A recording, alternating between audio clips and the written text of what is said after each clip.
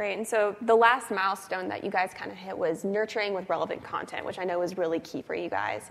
So tell us a little bit more about that process, how you guys decided to give all the right content out to your right audience. Sure. So this is my favorite part, right, which is once we've got the delivery mechanism, we've got the dynamic layer, then it comes to how do we nurture them and what do we do? So, we're dealing with top of the funnel activities, which could be saying to people in general, hey, there's a different way of thinking about your business problem.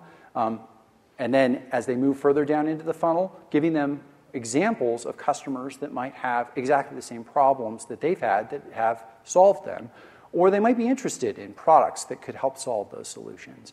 And then as they move even further down into the funnel, it's about delivering the idea that maybe Precor is the best partner for them. We might be shortlisted, and now they've got to make a decision between us and other vendors.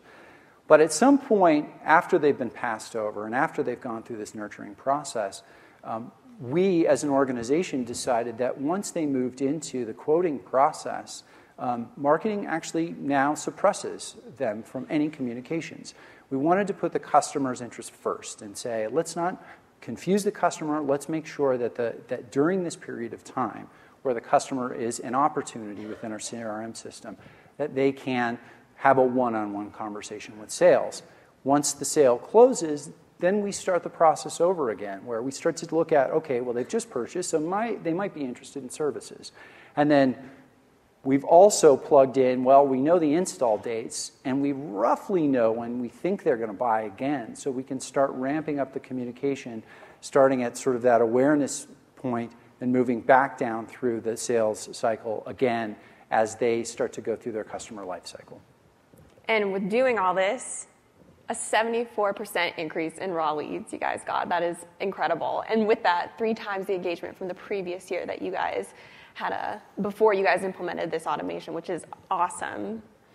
So the 74% increase in raw leads, as I mentioned, a lot of these leads were coming into us, and we simply couldn't turn them over. As responsible marketers, you can't turn over a name on a list to a salesperson. And so we now having the tools to be able to nurture these prospects and accurately identify their life cycle. I mean, for us, it was a tool that really enabled us to make the most of the data that was coming into Precor. In terms of the engagement, this is really a life cycle play. As long as you're plugged into exactly where the customer is, you're going to see a lot more engagement. You're going to see a lot more people opening your emails. We've seen second, third, and fourth emails within a campaign that are delivered at the right time with open rates that go well above 50%, with click-to-open rates that go well above 25%. It's not unusual for us to see this. We're delivering what the customers want at the right time.